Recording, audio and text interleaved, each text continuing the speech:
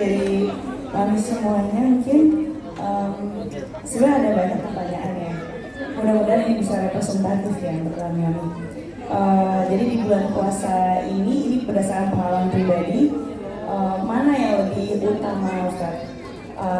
Menyusui anak atau kita berpuasa? Karena begini, berdasarkan pengalaman aku pribadi, aku kan ada kondisi kesehatan ya, ada darah rendah, kemudian juga anak aku tuh ada 2 laki-laki yang bedanya cuma 11 bulan, jadi menyusuinya itu seperti menyusui anak kembar. Istilahnya, oh aku ada stereo gitu. Stereo. Jadi aku ada darah rendah. Haruskah aku meninggalkan kewajiban aku sebagai seorang ibu menyusui anak, atau aku meninggalkan kewajiban berpuasa? Gitu. Boleh nanya lagi nggak sih? Masih boleh. Masya Allah. Ini berdasarkan pengalaman pribadi juga. Tapi biar gimana pun ini aku nggak ada intensi atau untuk mengungkit atau menceritakan masa lalu kan, tapi ini untuk supaya kita bisa dapat solusinya ya sebagai seorang istri. Karena gini, kita sebagai istri kan punya kewajiban untuk mentaati suami. Namun ketika kita sebagai seorang ibu masih dalam proses menyusui anak, let's say masih eksklusif gitu ya, tapi di satu sisi suami kita meminta untuk menjaga tubuh kita supaya ideal. Sedangkan kita sebagai seorang ibu kan tahu ya, maksudnya nggak semua ibu dianugerahi tubuh yang langsung ideal pasca melahirkan, apalagi selama menyusui, karena kan harus mengutamakan nutrisi anaknya. Mana yang lebih utama, Ustaz?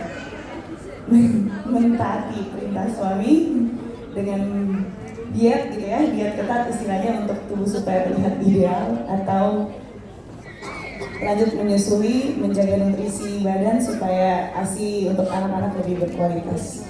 Terima kasih. Jazakallah khairan. Ini Mama Inara ya. Pertama, Ahilman akan jawab dulu terkait dengan puasanya bagi ibu yang menyusui. Ada 5 golongan yang diperbolehkan untuk tidak berpuasa karena kondisi yang dimilikinya. Ada berapa? 5. 1, orang tua yang sudah sepuh, yang sudah jompo, diperbolehkan untuk tidak berpuasa. 2, orang yang sedang sakit dan dia ketergantungan untuk minum obat di waktu sedang berpuasa.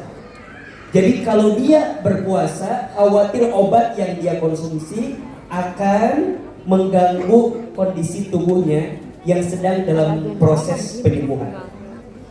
3, orang yang sedang di perjalanan, musafir, itu diperbolehkan untuk tidak berpuasa. Yang keempat, ibu yang sedang mengandung, yang sedang hamil, diperbolehkan untuk tidak berpuasa. Dan yang kelima, ibu yang sedang menyusui, diperbolehkan untuk tidak berpuasa. Kenapa? Karena kondisi ibu yang sedang menyusui, ada satu manusia lagi yang bergantung kepada dirinya.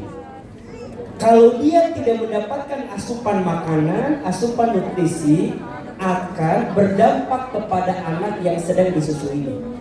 Maka Islam memberikan kemudahan boleh untuk tidak berpuasa. Bagaimana cara membayarnya? Sebagian ulama berpendapat ada 2. 1, dibayar dengan qadha di waktu yang akan datang, dengan ketentuan bahwa di waktu yang akan datang itu bisa lebih kuat kondisinya.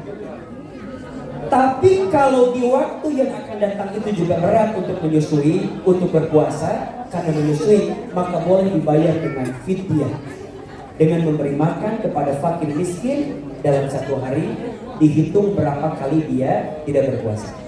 So inilah Islam, agama yang mudah dan memudahkan dan memberikan kemudahan. Allah menghendaki satu kemudahan untukmu, dan siapa yang mendapatkan kemudahan itu, dia ambil kemudahan itu, maka Allah berikan pahala di dalamnya. So jawabannya, kalau kondisi anaknya sulit untuk bisa baik kondisinya karena kita menyusui, maka diperbolehkan untuk tidak berpuasa di bulan suci Ramadan. Jelas sampai sini? Oke. Yang kedua, satu sisi pasca melahirkan suami berharap badan kembali ideal, betul? Tapi sisi lain juga kita harus banyak makan karena butuh asupan makanan dan nutrisi buat ASI bagi anak kita. Jawabannya, yang tidak mengerti suaminya.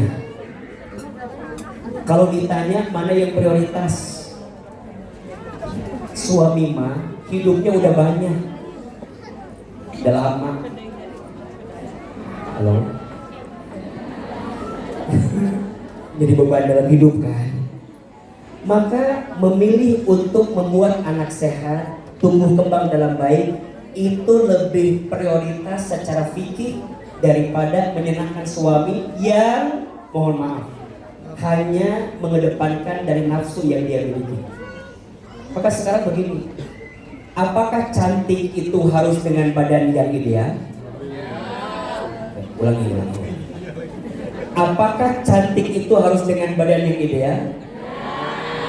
Tidak. Apakah cantik itu harus dengan badan yang kilogramnya ditentukan? Tidak. Cantik itu dari hati. Dan mohon maaf ya, Bunda sayang, ini ilmu banget nih. Jangan terlalu sibuk mempercantik fisik, tapi sibuklah mempercantik hati. Kecantikan fisik hanya membuat laki-laki menatap, tapi kecantikan hati membuat laki-laki menetap.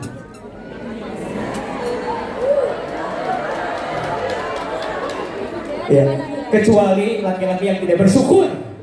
Ada yang begitu. Kesel. Kecuali. Jadi punten, Kak Inara bukan Kak Inara yang kurang cantik, tapi dia kurang.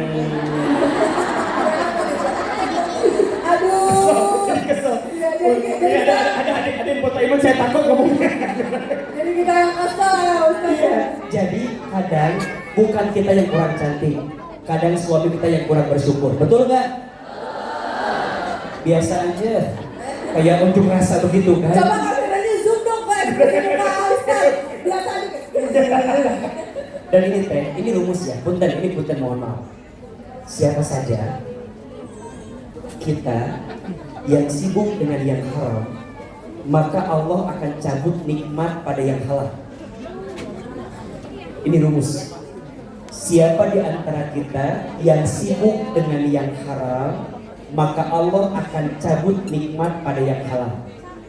Ada bahasa gini, kenapa ya? Kadang-kadang, punten mohon maaf, kadang-kadang selingkuhannya lebih biasa aja daripada istri aslinya. Bentukannya kayak gayung marketing. Iya betul. Nah, saya bilang gini, jawabannya punten, selingkuh, berkhianat bukan tentang cantik tidak cantik, tapi tentang sibuknya kita dengan yang haram sehingga Allah cabut nikmat pada yang halal. Dan ini konsekuensi yang Allah berikan. Maka mohon maaf, Bunda sayang bilang sama suami, bertahan dengan semua keadaan. Suami itu ujiannya saat istri sedang mengandung, saat istri baru melahirkan, dia menyusui. Tiga, saat dia sedang ada di atas, ujian suami ini. Dan yang keempat, saat dia sedang berjauhan daripada istrinya. Kebalikan dari apa yang tadi sampaikan. So, poinnya begini, suami itu membutuhkan ketenangan. Kalau di rumah dia tidak menemukan ketenangan, maka dia akan mencari ketenangan di luar rumah. Berarti ini clue buat kita, agar setiap hadirnya kita di rumah tangga harus jadi rembulan yang menentukan keadaan suami. Salah satunya belajar ya. Jangan terlalu sering bicara sesuatu yang tidak penting disampaikan kepada suami. Bisa. Contoh, suami baru datang dari kantor. Bunda, yang pertama jangan ditanya. Sayang, kamu dari mana? Ih, gitu ya. Ini Nggak jawab. Ih. kadang mohon maaf, Bunda sering begini, punten, mohon maaf.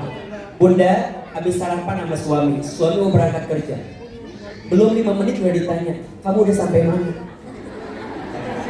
Fotoin. Kata suami, sampai garasi. Belajar ya. Nih, catat nih kalimatnya. Jangan mencintai seseorang seperti engkau menggenggam pasir. Semakin kau genggam pasirnya, semakin kau tidak mendapatkan pasir itu. Bahkan yang ada, engkau kehilangan pasir yang kau genggam itu. Terus gimana? Pasirnya jangan digenggam. Pasirnya simpan di atas tanganmu. Biarkan Allah yang menggerakkan hatinya untuk hatimu. Bunda lebih enak kalau begini. Dia macam-macam. Sempat. Sah. Tapi kalau begini, Bunda sus.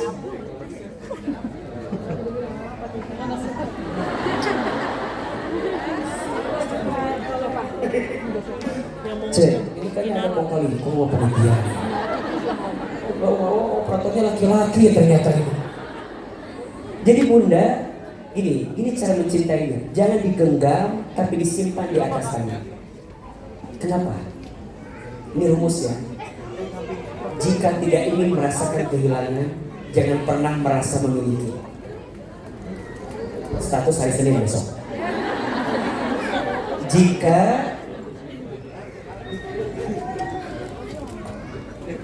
Jika tidak ingin merasakan kehilangan, jangan pernah merasa memiliki. Karena saat engkau sudah merasa memiliki, siap-siap. Engkau akan merasa kehilangan saat dia pergi meninggalkan kita. Yang jadi masalah itu kemelekatan di hati kita yang terlalu melekat dengan apa yang Allah titipkan dalam kehidupan kita. Maka belajar lebih bijak menata hati untuk suami. Bunda boleh kok nolak suami pada sesuatu yang melanggar syariat Allah. Contoh begini, sayang, kita teh lagi nggak punya uang. Besok kamu nyuri ayam ya di tengah malam. Astagfirullahaladzim. Misal. Suami macam apa? Yang Mister? ini misal. Maka pada Masa beli ayam sapi kayak gitu. lebih besar ya. Maka pada bab itu, Bunda sebagai istri boleh nggak nolak? Bukan boleh lagi, harus. Sekarang begini, kamu tuh ya baru melahirkan, badan nggak bagus, aku nih nggak dilayani, ngapain ngurus anak? Boleh nggak membantah ucapan suami? Tapi kadang membantahnya harus dengan kalimat yang baik. Kita mah punten, kadang suka nolak tapi dengan kalimat yang kurang enak di hati suami. Ujungnya berantem. Iya nggak sih? Ada yang begitu di sini? Yang mana orangnya? Contoh, punten Bunda ya, hati-hati dengan kata-kata. Kalimatnya sama, nadanya beda, bisa salah arti, betul? Contoh, kalimatnya ini jambu monyet. Apa kalimatnya? Ini jambu monyet. Kalau bilangnya begini, ini jambu monyet. Ini jambu monyet. Coba sekarang ganti kalimatnya. Ini teh jambu. Kalimatnya sama nggak? Rasanya beda nggak? Beda. Yes. Bunda, omongannya sama, tujuannya baik, tapi cara bicaranya salah, bisa salah arti. Maka belajar menata hati, belajar menata kata, bahwa setiap yang kita ucapkan itu akan didengar oleh suami. Pulang suami kantor, jangan nanya dulu, liatin aja.